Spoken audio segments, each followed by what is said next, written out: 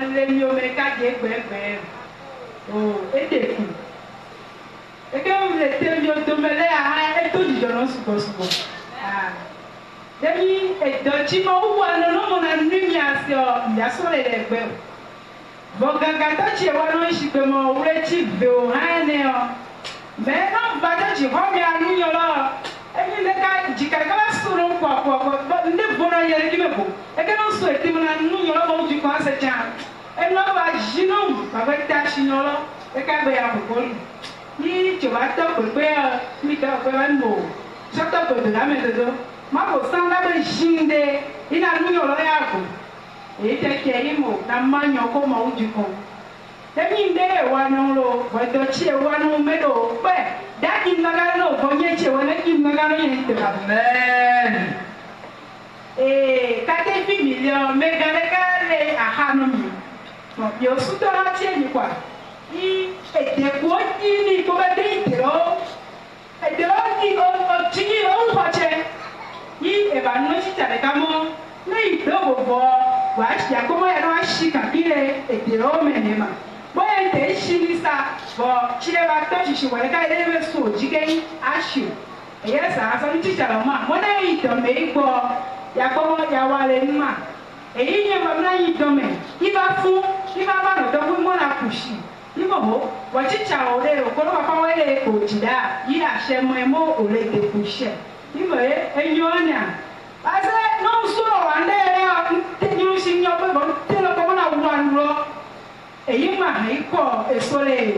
àṣẹbọ ìlà ìyẹn pàṣà lọdọpọlọ sọtọtọ èdèrò ní bàbá lóde kàmẹ èyí bàbá bá nù mẹ mọnà bọ tí ó tó tàwí kó ń wá àlẹ dọ ọjà wa ní mo bàbá yàá kí pọpọ yà gò yẹ mọ dọlẹ dẹgbọlọ rẹ ní má tẹ jí gbèrè ní sọtọ ọkọ èyí sọtọ fọlíyọ ní dé èdèrò jí mi sì dẹkọ àṣà pé mi ò wọ́n jà sì dẹkọ àṣà pé kẹ́kẹ́ àṣùlọ̀ bó dà mẹ́fẹ̀ẹ́ no ko be de lo ni yo lo so mi apu eyi gojume yi de o ko ba ji yi tita yi ko do me de do bobo ke yi ya ba shi de kulo no me ga lo eyi e baba e ba to na to ko ma no de kulo no ji no bobo e bobo ni tita do bobo ke de no na be shi o me no we mo eyi ma ne de ha de tita de do bobo de na pa cha ke aba ko ke na wa ka kile ni eyi ba so pa cha so wa imi yi boji èyí ní ṣì dẹ̀kun dẹ̀dẹ̀kọ́lẹ́jì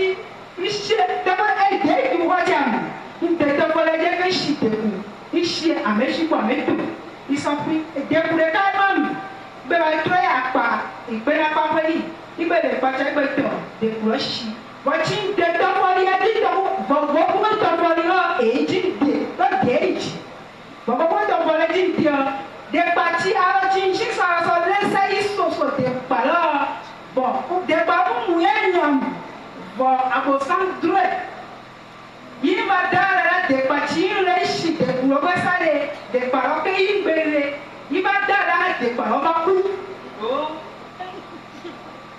e de babou moyen yi le sam bon de paro ba ku yi de paro ku me na dara la se ka ha de pacha no de pa beta bo yi de paro yo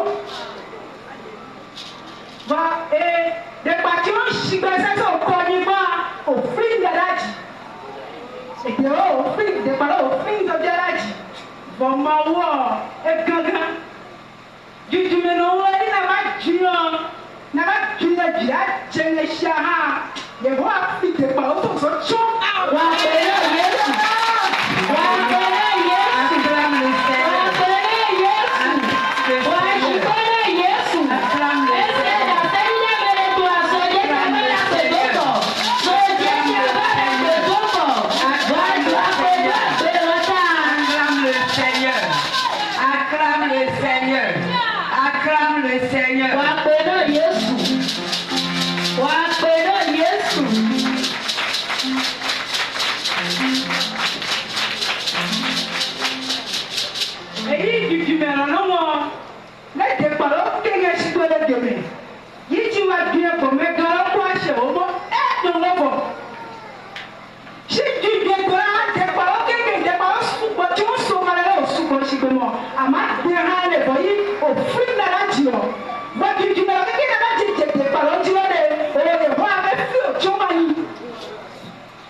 Et il va tuer. Il tue là. Il va, et bon, on doit y aller qui. Bon, on doit y aller qui là. Bon, on va prendre le bouton de cessé. Il va dans la vache de l'eau, ça. Et il va prendre le bouton. Moi aussi, des bouts de bois, ça va faire chier pour nous d'amener des rangs. Dès que tu as des petits chiens, où tu as le dos. Bon, il va y avoir le dos. Bon, il n'est pas là, qu'il est là, c'est chiant. Moi, je suis allé dans le châle. Mais on a un peu de colonne. Il y a un peu de quoi acheter un peu de système. Parce que mon papa est là. Donc, yes, mais. Wa pẹ̀lú òye.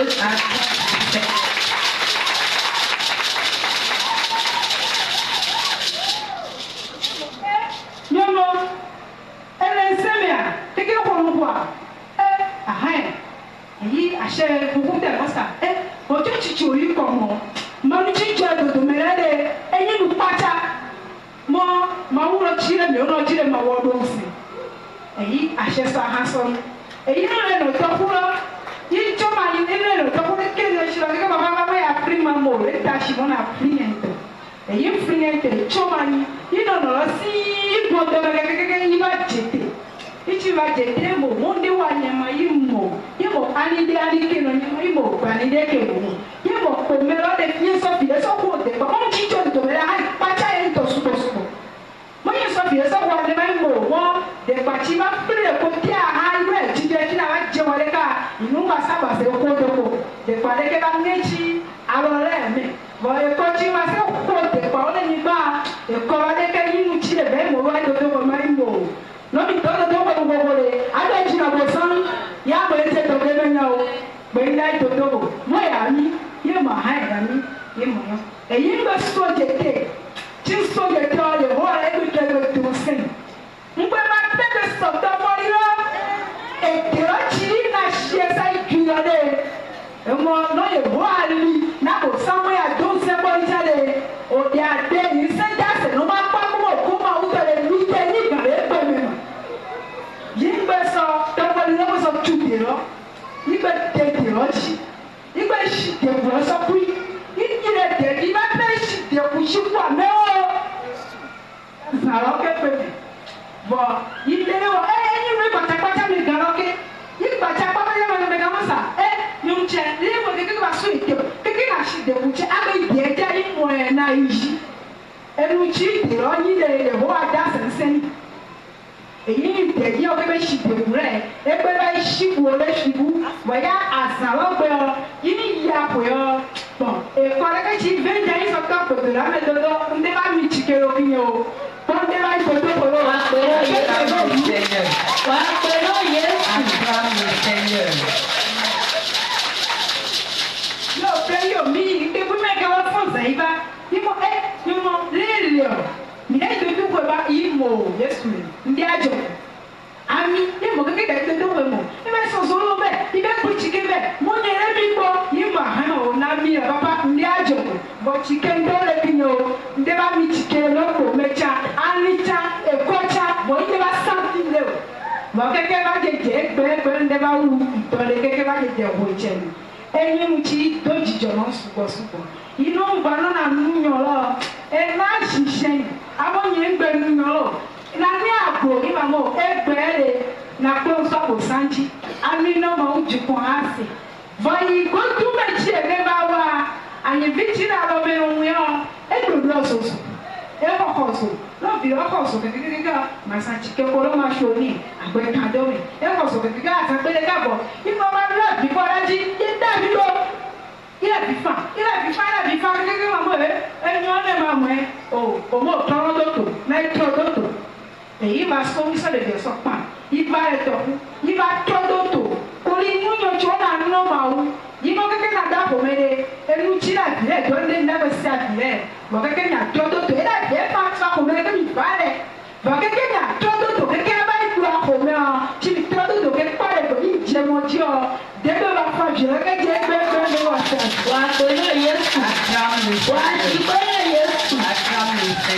Ẹyin mi jọ jọ̀rọ̀ ṣùgbọ́n tẹ̀ mọ́ náà máa kọ́ ló máa wù kàn. Wà á pẹ̀lú La maman Yéṣu. est en train de témoigner dit que le Seigneur fait de grandes choses dans sa vie depuis près de 2 mois. Mais chaque fois qu'elle vient pour témoigner, elle n'arrive pas à se lever. Mais le Saint-Esprit lui dit, ce que était fait, tu ne crois pas que je t'ai sauvé. Et elle a décidé cette nuit de partager avec le peuple de Dieu. Elle a dit qu'elle a un beau-père à côté de sa maison qui a de palmiers. Et les palmiers sont hauts, 3 mètres, 4 mètres d'eau. Et il faut récolter des régimes de noix. Et il n'y a personne pour aider le vieux. Un jour, le vieux a invité un instituteur pour l'aider pour récolter ces régimes de noix-là. Effectivement, la maman était informée et allée dans le champ. Et ensemble avec l'instituteur, elle a aidé le vieux à récolter les régimes de noix. Et le jour-là, ils ont travaillé près de 2 tricycles de régimes de noix. Elle a dit une seconde fois, les régimes étaient prêts et il faut les récolter. Le vieux invitait l'instituteur qui n'a pas le temps pour l'aider à cause de ses activités pédagogiques. Et la maman a dit, je vais partir seule. Elle a dit qu'elle était allée le jour-là, elle est montée sur un premier palmier qui est haut de plus de 2 et 3 mètres. Et elle a dit qu'elle elle avait saisi une branche et elle a fait descendre 3 régimes. Elle a changé de position.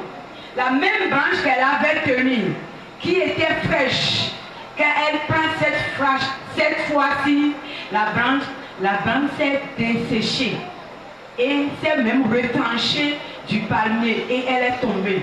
Du hauteur de 3 mètres, elle est tombée. Et les autres branches qu'elle avait coupées pour pouvoir récupérer les régimes étaient là, avec des épines. Elle a dit quand elle tombait, les branches là et les épines qui étaient prêtes à la blesser, le Seigneur a changé de position à ces branches là et elle est tombée sans être blessée. Et quand elle est tombée de cette hauteur là, elle est tombée évanouie. Mais avec le temps, elle est devenue consciente. Et le vieux et ses femmes criaient. Et qu'est-ce qu'on ira dire? La femme là, elle est morte. Oh, la dernière fois, elle avait travaillé. Elle avait même travaillé plus que l'instituteur. Mais comment se fait-il qu'aujourd'hui, la même branche qu'elle a tenue tout à l'heure, la branche s'est desséchée? Ah, qu'est-ce qui ne va pas? Et elle a dit, papa, je vis. Elle a dit qu'elle est restée là un bon moment. Elle s'est levée, elle est montée en Corse, elle a grimpé les échelles et elle est montée, elle a récupéré tout ce qui est régime de noix sur le palmier là. Et elle a encore fait 10 autres. Elle est contente de ce combat que le Seigneur a mené dans sa vie. Elle a dit le jour là, le vieux était tellement inquiet, elle a acheté des produits, des médicaments, des comprimés. Elle a dit non, je ne prends rien. Je sais que le Seigneur qui m'a sauvé le jour là, d'aimer des méchants, est capable de me masser, de me donner des comprimés. Je vais rien prendre. Effectivement, jusqu'à aujourd'hui, elle ne ressent rien. Ça, c'est la première chose. Elle a dit qu'elle a un enfant. Chaque fois, l'enfant fait la fièvre. Et elle achète des médicaments, des tisanes. L'enfant se retrouve. Mais la dernière fois, l'enfant ne sait pas pleurer seulement. L'enfant pleurait. L'enfant ne chauffait pas. Mais il pleurait seulement. Et elle s'est souvenue que les gens disent qu'on vient faire le tour du temple dans le camp. Elle a dit maintenant là, il faut que j'aille là-bas avec mon enfant pour faire le tour du temple. Elle est venue, elle a fait le tour de la chapelle. Et elle a dit avant qu'elle ne finisse, pour rentrer, l'enfant s'est calmé. Les pleurs se sont calmés. Et jusqu'à aujourd'hui, l'enfant va très mieux. Elle est contente de ces combats que le Seigneur mène dans sa vie et dans la vie de ses enfants. Elle a voulu partager avec toi. Si tu es content, acclame le Seigneur. Acclame le Seigneur.